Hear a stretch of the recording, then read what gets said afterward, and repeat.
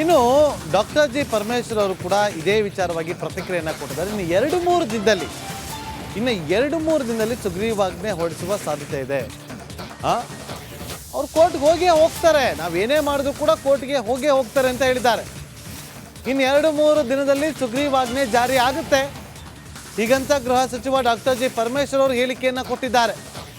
RBI ನೀಡಿರೋ ಗೈಡ್ಲೈನ್ಸ್ನಂತೆ ಕಾನೂನನ್ನು ಜಾರಿಗೆ ತರಲಾಗುತ್ತೆ, ಆದರೆ ಫೈನಾನ್ಸ್ನವರು ಕೋರ್ಟ್ಗೆ ಹೋಗ್ತಾರೆ. ಜನರ ಪರವಾಗಿ ನಾವಿದ್ದೀವಿ ಅಂತ ಹೇಳಿದ್ದಾರೆ ಡಾಕ್ಟರ್ ಜಿ ಪರಮೇಶ್ವರ್ ಅವರು. ಎಲ್ಲ ಆಗಿದೆ, ಫೈನಲೈಸ್ ಮಾಡಿದ್ದೀವಿ. ಅದನ್ನು ಮುಖ್ಯಮಂತ್ರಿಗಳು ಅಧ್ಯಕ್ಷರು ಅಷ್ಟು ಅಂದರೆ ಅದಕ್ಕೆ ಆದೇಶ ಇಶ್ಯೂ ಆಗುತ್ತೆ.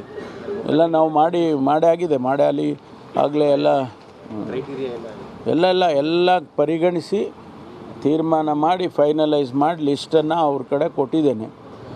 ಮುಖ್ಯಮಂತ್ರಿಗಳಿಗೂ ಕೊಟ್ಟಿದ್ದೇನೆ ಮತ್ತು ನಮ್ಮ ಅಧ್ಯಕ್ಷರಿಗೂ ಕೊಟ್ಟಿದ್ದೇನೆ.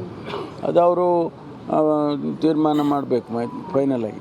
ಎಲ್ಲ ಆಗಿದೆ, ಫೈನಲೈಸ್ ಮಾಡಿದ್ದೀವಿ. ಅದನ್ನು ಮುಖ್ಯಮಂತ್ರಿಗಳು ಅಧ್ಯಕ್ಷರು ಅಷ್ಟು ಅಂದರೆ ಅದಕ್ಕೆ ಆದೇಶ ಇಶ್ಯೂ ಆಗುತ್ತೆ. ಎಲ್ಲ ನಾವು ಮಾಡಿ ಆಗಲಿ ಆಗಲೇ ಎಲ್ಲ ಪರಿಗಣಿಸಿ ತೀರ್ಮಾನ ಮಾಡಿ ಫೈನಲೈಸ್ ಮಾಡಿ ಲಿಸ್ಟನ್ನು ಅವ್ರ ಕಡೆ ಕೊಟ್ಟಿದ್ದೇನೆ. ಇನ್ನು ಡಾಕ್ಟರ್ ಜಿ ಪರಮೇಶ್ವರ್ ಅವರು ಕೂಡ ಇದೇ ವಿಚಾರವಾಗಿ ಪ್ರತಿಕ್ರಿಯೆಯನ್ನು ಕೊಟ್ಟಿದ್ದಾರೆ. ಇನ್ನು 2-3 ದಿನದಲ್ಲಿ ಸುಗ್ರೀವಾಜ್ಞೆ ಹೊರಡಿಸುವ ಸಾಧ್ಯತೆ ಇದೆ. ಅವ್ರು ಕೋರ್ಟ್ಗೆ ಹೋಗ್ತಾರೆ, ನಾವೇನೇ ಮಾಡಿದ್ರು ಕೂಡ ಕೋರ್ಟ್ಗೆ ಹೋಗ್ತಾರೆ ಅಂತ ಹೇಳಿದ್ದಾರೆ. ಇನ್ನು 2-3 ದಿನದಲ್ಲಿ ಸುಗ್ರೀವಾಜ್ಞೆ ಜಾರಿ ಆಗುತ್ತೆ ಹೀಗಂತ ಗೃಹ ಸಚಿವ ಡಾಕ್ಟರ್ ಜಿ ಪರಮೇಶ್ವರ್ ಅವರು ಹೇಳಿಕೆಯನ್ನು ಕೊಟ್ಟಿದ್ದಾರೆ. RBI ನೀಡಿರೋ ಗೈಡ್ಲೈನ್ಸ್ನಂತೆ ಕಾನೂನನ್ನು ಜಾರಿಗೆ ತರಲಾಗುತ್ತೆ, ಆದರೆ ಫೈನಾನ್ಸ್ನವರು ಕೋರ್ಟ್ಗೆ ಹೋಗ್ತಾರೆ. ಜನರ ಪರವಾಗಿ ನಾವಿದ್ದೀವಿ ಅಂತ ಹೇಳಿದ್ದಾರೆ ಡಾಕ್ಟರ್ ಜಿ ಪರಮೇಶ್ವರ್ ಅವರು. ಎಲ್ಲ ಆಗಿದೆ, ಫೈನಲೈಸ್ ಮಾಡಿದ್ದೀವಿ. ಅದನ್ನು ಮುಖ್ಯಮಂತ್ರಿಗಳು ಅಧ್ಯಕ್ಷರು ಅಷ್ಟು ಅಂದರೆ ಅದಕ್ಕೆ ಆದೇಶ ಇಶ್ಯೂ ಆಗುತ್ತೆ. ಎಲ್ಲ ನಾವು ಮಾಡಿ ಆಗಲಿ ಆಗಲೇ ಎಲ್ಲ ಪರಿಗಣಿಸಿ ತೀರ್ಮಾನ ಮಾಡಿ ಫೈನಲೈಸ್ ಮಾಡಿ ಲಿಸ್ಟನ್ನು ಅವ್ರ ಕಡೆ ಕೊಟ್ಟಿದ್ದೇನೆ. ಮುಖ್ಯಮಂತ್ರಿಗಳಿಗೂ ಕೊಟ್ಟಿದ್ದೇನೆ ಮತ್ತು ನಮ್ಮ ಅಧ್ಯಕ್ಷರಿಗೂ ಕೊಟ್ಟಿದ್ದೇನೆ. ಅದು ಅವರು ತೀರ್ಮಾನ ಮಾಡಬೇಕು ಫೈನಲಾಗಿ. ಎಲ್ಲ ಆಗಿದೆ, ಫೈನಲೈಸ್ ಮಾಡಿದ್ದೀವಿ.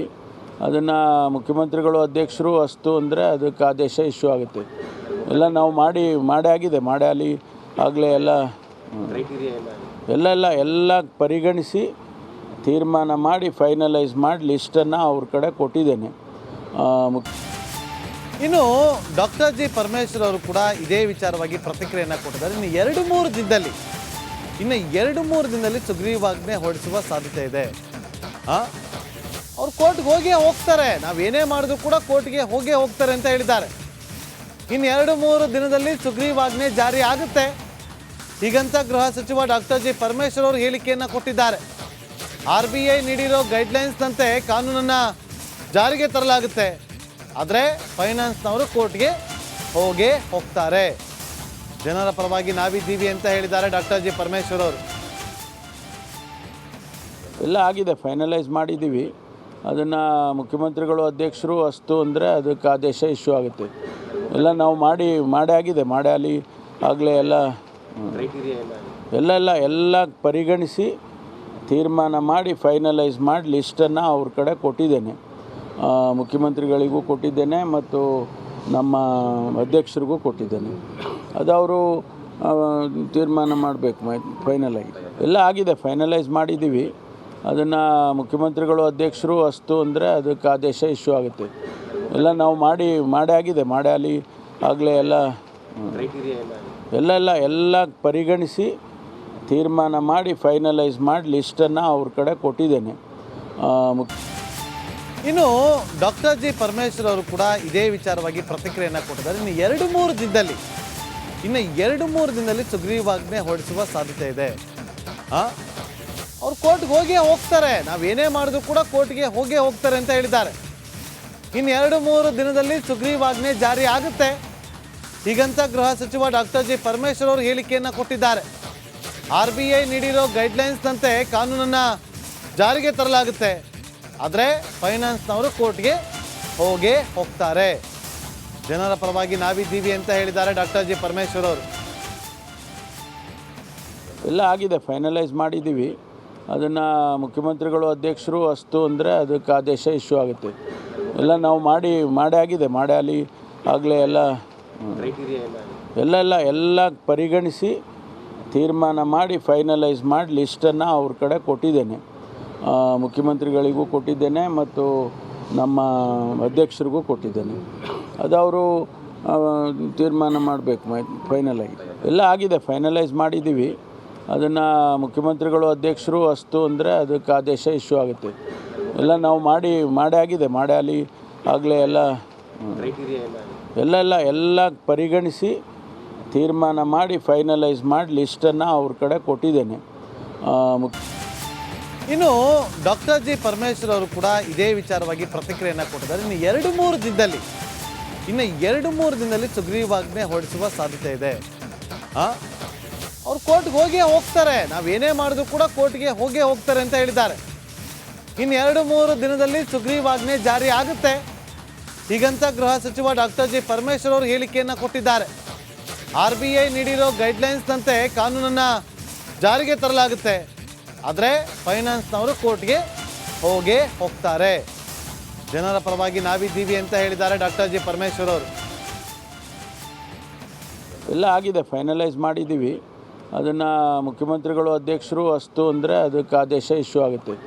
ಎಲ್ಲ ನಾವು ಮಾಡೇ ಆಗಿದೆ, ಅಲ್ಲಿ ಆಗಲೇ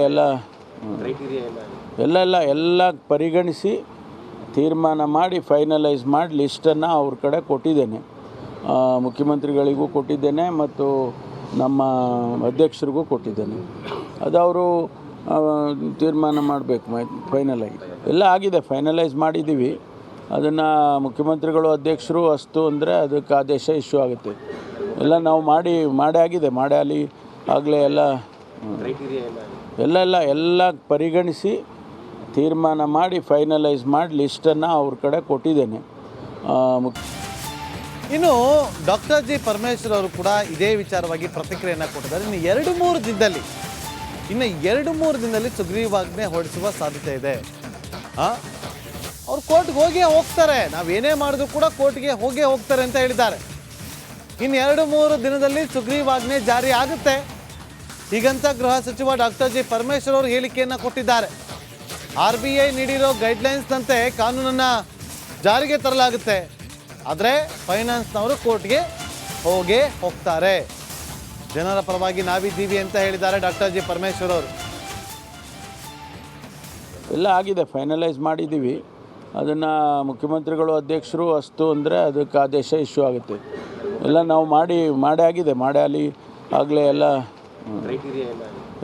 ಎಲ್ಲ ಪರಿಗಣಿಸಿ ತೀರ್ಮಾನ ಮಾಡಿ ಫೈನಲೈಸ್ ಮಾಡಿ ಲಿಸ್ಟನ್ನು ಅವ್ರ ಕಡೆ ಕೊಟ್ಟಿದ್ದೇನೆ. ಮುಖ್ಯಮಂತ್ರಿಗಳಿಗೂ ಕೊಟ್ಟಿದ್ದೇನೆ ಮತ್ತು ನಮ್ಮ ಅಧ್ಯಕ್ಷರಿಗೂ ಕೊಟ್ಟಿದ್ದೇನೆ. ಅದು ಅವರು ತೀರ್ಮಾನ ಮಾಡಬೇಕು ಫೈನಲ್ ಆಗಿ. ಎಲ್ಲ ಆಗಿದೆ, ಫೈನಲೈಸ್ ಮಾಡಿದ್ದೀವಿ. ಅದನ್ನು ಮುಖ್ಯಮಂತ್ರಿಗಳು ಅಧ್ಯಕ್ಷರು ಅಷ್ಟು ಅಂದರೆ ಅದಕ್ಕೆ ಆದೇಶ ಇಶ್ಯೂ ಆಗುತ್ತೆ. ಎಲ್ಲ ನಾವು ಮಾಡೇ ಆಗಿದೆ, ಅಲ್ಲಿ ಆಗಲೇ